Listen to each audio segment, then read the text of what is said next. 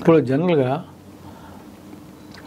ఎంత అచీవ్ చేసినా, ఎంత సాటిస్ఫాక్టరీగా ఫీల్ అయినా, ఏదో కొన్ని పనులు చేయాలనుకుంటా ఉంటాయి ప్రతి ఒక్కరు, పెద్ద చిన్నలు కాకుండా. అవి చేయలేకపోతాయి, కైండ్ ఆఫ్ అన్ఫుల్ఫిల్డ్ అలాంటిది ఏమన్నా? ఫిలాసాఫికల్ క్వశ్చన్ సార్ అది. యాక్చువల్గా ఎప్పుడో first time I think Macmillan encyclopedia of ఫిలాసఫీలో ద మీనింగ్ ఆఫ్ లైఫ్ అని ఒక చాప్టర్ ఉంది. అది చాలా ఇంట్రెస్టింగ్గా రాసినటువంటిది. అయితే ఏంటంటే కొద్దిగా జాగ్రత్తగా రాయటమే, చాలా లోడెడ్గా రాస్తారు కదా వాళ్ళు. సో వాళ్ళు దాంట్లో ఏం చెప్తారంటే 2 రకాల సెన్సులు వాడతారు ఇది. The life as it exists on the planet earth has any meaning or not. Categorically this cannot be answered. Okay. So అది once cannot be answered, there is no point in trying to just work around that. రెండోది వచ్చి ఏంటంటే, can you say whether a person, human being life has a meaning or not?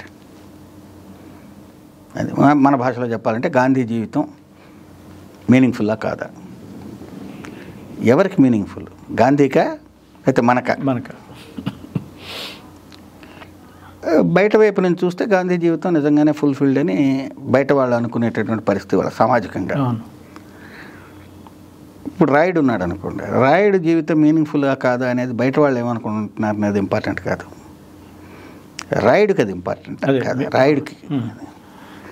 So దానిలో నాకు అర్థమైంది ఏంటంటే, ఇది encyclopaedia చదివిన తర్వాతనే, మీకు ఒక గోల్ ఉండి ఆ గోల్ కోసం మనసా వాచా కర్మణ కనుక పనిచేసినట్లయితే, అవుట్కమ్ పాజిటివ్ అయినా నెగటివ్ అయినా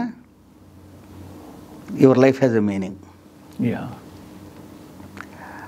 ఆ అవుట్కమ్ అచీవ్ అయ్యారనుకోండి, దాని తర్వాత మళ్ళీ ఇంకొక గోల్ లేకపోతే అక్కడి నుంచి అది మీనింగ్లెస్ లైఫ్ అయిపోతుంది. ఓకే, ఇది నేను అర్థం చేసుకున్నది. గోల్ ఉండాలంటారా సార్ అనేది వాడు చెప్పింది నేను నమ్ముతున్నాను, నాకైతే అనిపిస్తుంది అట్లా.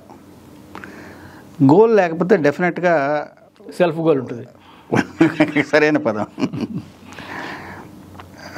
సో ఇప్పుడు ఒక్కొక్కరికి ఒక్కొక్క గోల్ ఉండొచ్చు. ఓకే, మీరు ఇందాక అన్నట్టుగా ఎట్లన్నా కానీ నేను పోయి వైదారామానికి షేక్ హ్యాండ్ ఇచ్చి ఒకరోజు ఆమెతో కూర్చుని భోజనం చేసి రావాలి, అది నిజంగా ఫుల్ఫిల్ అయిందాక డెఫినెట్గా. బట్ ఇది లిమిటెడ్ గోల్. ఆ యాక్టివిటీకి తర్వాత ఇప్పుడు ఇంకొకటి వైదారామానికి అయిపోయింది, మరి హేమాలిని సంగతి ఏంటి? అలా నేను అనుకోవటం ఏంటంటే, చాలామందికి క్యాపబిలిటీ ఉంటుందండి.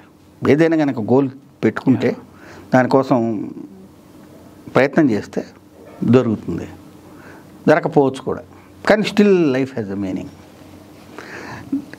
అలాగే చేయదలుచుకునేవి చాలా ఉండొచ్చు, చేయకపోవటానికి నాకే గోల్ లేకపోవటం, అది ఓకే, ఊరికి అనుకోవటం కుదరదుగా, అలా అన్నమాట. సరే, ఇప్పుడు ఈ తరం మీద అంటే ఇప్పటి జనరేషన్, అప్కమింగ్ జనరేషన్ మీద ఒక పెద్ద కంప్లైంట్ మనలాగా 60 ఏళ్ళు దాటిన వాళ్ళు చేసేది ఏంటంటే, వీళ్ళకి ఎవరు చదవటం లేదు, బుక్స్ కానీ న్యూస్ పేపర్ కానీ ప్రింటెడ్ మెటీరియల్ చదవటం లేదు, అది మనకు కొంత హాని చేస్తుంది సమాజానికి అనేది ఒక ఫిక్స్డ్ ఒపీనియన్ ఉందండి. దాని గురించి అసలు సమాజంలో ఏది ఎవరు చేయాలనేది అప్పటికున్నటువంటి కాంటెంపరీ టెక్నాలజీ, ప్రింటింగ్ టెక్నాలజీ లేకముందు ఎంతమంది అక్షరాస్యులు ఇన్ ఎనీ గివెన్ సొసైటీ, ఆ తర్వాత అక్షరాస్యత ఎందుకు అవసరమైంది, అది ఎలా stage by stage government responsibility కింద మారింది, ఓకే, ఇవన్నీ కనుక మీరు చూసినట్లయితే తరాల అంతరాలు పక్కన పెట్టండి. ఇప్పుడు 60 ఏళ్ళ వాళ్ళు, 70 ఏళ్ళ వాళ్ళు, 20 ఏళ్ళని 30 ఏళ్ళని వాళ్ళని ఎట్లా ఉండాలి అనేటటువంటిది ఎప్పుడూ ఉన్న జోకే అది. మీరు చదివి ఉంటారు రాజకొండ శాస్త్రి కథ ఆఖరి దశ, చదివానండి. అట్లానే చలం చాలా హిలేరియస్గా రాస్తాడు. సావిత్రి సత్యవంతుడు వాళ్ళ తర్వాత జనరేషన్ వాళ్ళని చూసి మాట్లాడుతుంటే దాన్ని చాలా ఇంట్రెస్టింగ్గా రాస్తాడు. అది నా నమ్మకం మటుకు పర్సనల్గా సమాజం చాలా బాగా ముందుకెళ్తుందని. ఇప్పుడు అందులో పుస్తకం చదవాలా, వినాలా, చూడాలా, ఇవన్నీ లెర్నింగ్ ప్రాసెస్లో ఉన్న కాంపోనెంట్స్. ఒకప్పుడు మాస్టర్ కొడితే కానీ చదువు రాదు అనేటటువంటి నమ్మకం దగ్గర నుంచి మాస్టర్ కొడతంతో సంబంధం లేదు, మాస్టర్ చెప్పాల్సింది చెప్పాలి, నేర్పించాల్సింది నేర్పించాలి అన్నటువంటి దృక్పథానికి వచ్చిన తర్వాత ఇవాళ అసలు మాస్టర్ అవసరం ఉందా అన్న పరిస్థితికి సమాజం వచ్చింది. నేను అనుకోవటం అయితే మటుకు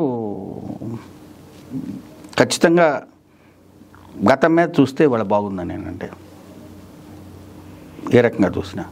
రెండోది ఏంటంటే తెలుగు భాష చచ్చిపోతుంది, ఇది కూడాను చాలా క్యాజువల్గా చెప్పేటటువంటి స్టేట్మెంట్స్ నేను నమ్మడం ఒప్పుకోనండి. ఎందుకంటే బాగా పెంచవచ్చు అన్న ఒక దృక్పథం ఉండటం వేరు, వాళ్ళు ఏదో పడిపోతుంది, తగ్గిపోతుంది, నాశనం అయిపోతుంది, ఇవన్నీ నేను నమ్మట్లేదు సార్. ఇన్ఫ్యాక్ట్ పాతకాలపు యావరేజ్ యంగ్ పర్సన్ కంటే ఇవాళ young person more aware of all the social realities. Upper middle class దాటి పైన ఉన్నటువంటి వాళ్ళ గురించి మనం మాట్లాడతాం, కొద్దిగా డిఫికల్ట్ అనమాట మనం దాని గురించి కామెంట్ చేయటం. సార్ కన్యాశుల్కం ఏ వయసులో చదివారు? Good question. అదే ఫుల్ బుక్ యాక్చువల్గా మేము 2 వర్షన్స్ను ఒకేసారి చదివాను. బంగోరేది కాదు, ఈయన ఫస్ట్ ఎడిషన్ 1892 అనుకుంటాను, అది తర్వాత 1909 2 ఒకసారి చదివాను. బట్ క్యాజువల్గా ఒక 5-6 సార్లు చదివి ఉంటాను 1909 ఎడిషన్. అంటే అప్పుడు మీ age? University of science, Ranade library. Okay, Ranade library. అంటే అందులో ఉన్న ఆ సటిల్ హ్యూమర్ని లేదా బైటింగ్ సెటైర్ని అప్పుడు మీరు వాళ్ళకి కూడా సింపుల్, తెలిసిన వాడికి గంగానది అంతా సారే కదా అని అంటారు అనుకోండి. అట్లా నువ్వులేమన్నా సిద్ధం చేశారా అంటాడు వాడు. అలాంటివి అంటే కాంటెక్స్ట్ తెలియకపోతే అసలు అర్థం చేసుకోవడం కష్టం. అలా చాలా ఉంటాయి అందులో. అదే పేజ్ కూడా ఉంటుంది. ఏదైనా ఫలానా బుక్ చదవలేకపోయాను, మిస్ అయ్యాను అనే అదేమైనా ఉందండి? లేదండి, తెలుగునే కదా మొత్తం. నేను అసలు ఇంట్రెస్ట్ కొద్దిగా మారేవండి.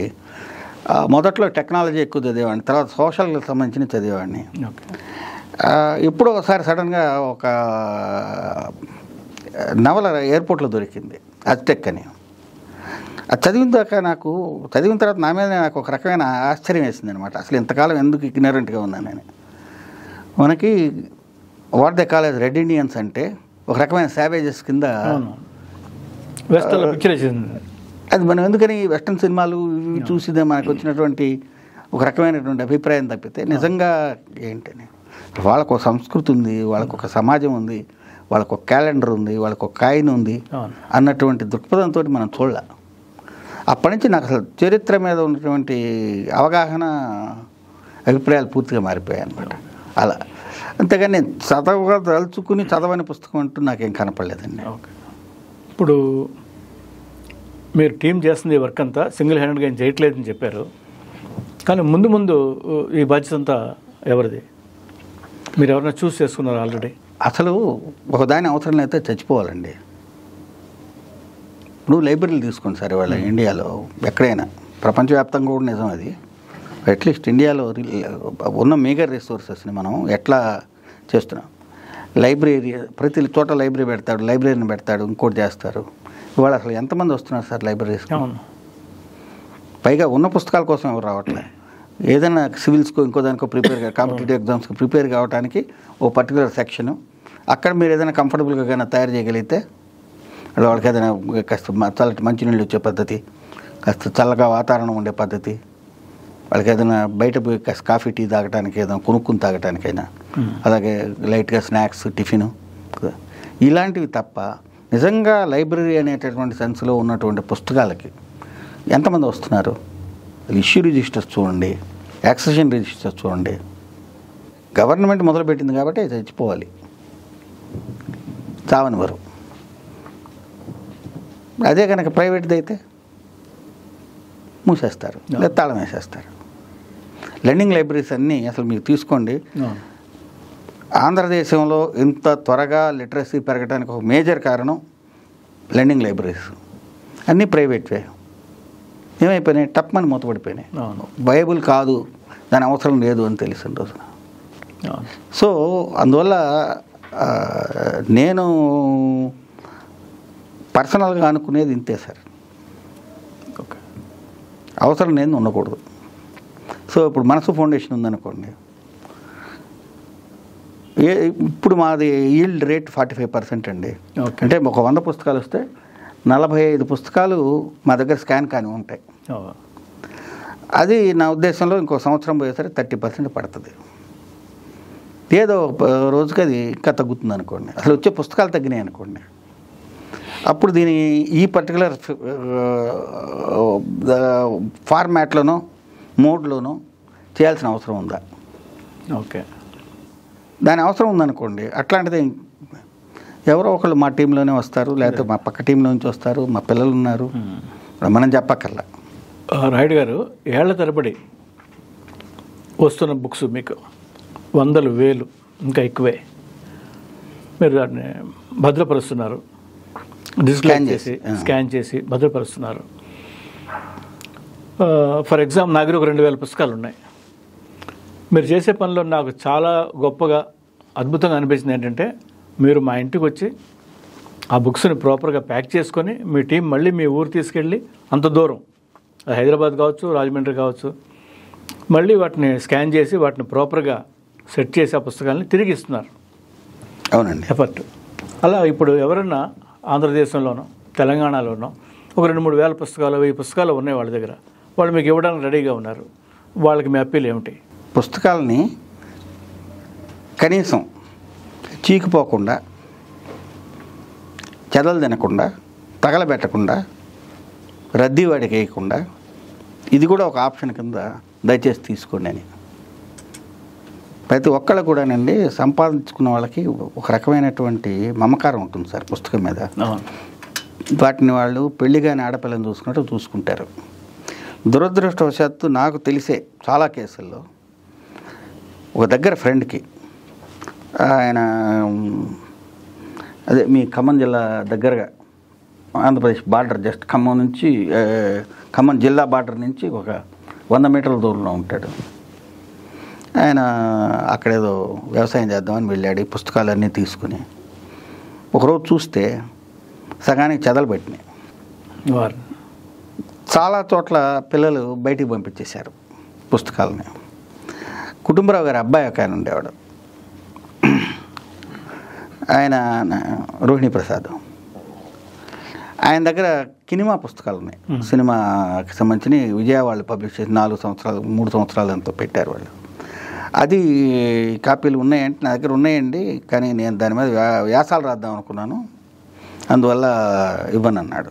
కనీసం స్కాన్ చేసి తిరిగి ఇచ్చేస్తాం సార్, అయినా కూడా ఇవ్వనండి అన్నాడు. ఆయన పోయాడు.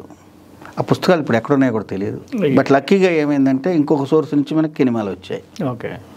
చాలామందికి మమకారం అనేది ఉంటుంది సార్, కానీ ఆ మమకారంతో పాటుగా అమ్మాయిని ఏదో రోజుకు పెళ్లి చేయాలి, ఆ అమ్మాయికి కూడా పిల్లలు పుట్టాలి అన్నట్లుగానే ఇక్కడ కూడా మీరు దయచేసి పుస్తకాలు నాశనం కాకుండా ఇంకొక తరానికి అందించేటటువంటి పద్ధతిలో ఆలోచించండి అని రిక్వెస్ట్ చేస్తాను. Thank you sir. మనసున్న ఫౌండేషన్ అధినేత రాయుడు గారితో ఇప్పటివరకు వివరంగా మనం మాట్లాడాము. Thank you sir. Thank you. చాలా సంతోషం.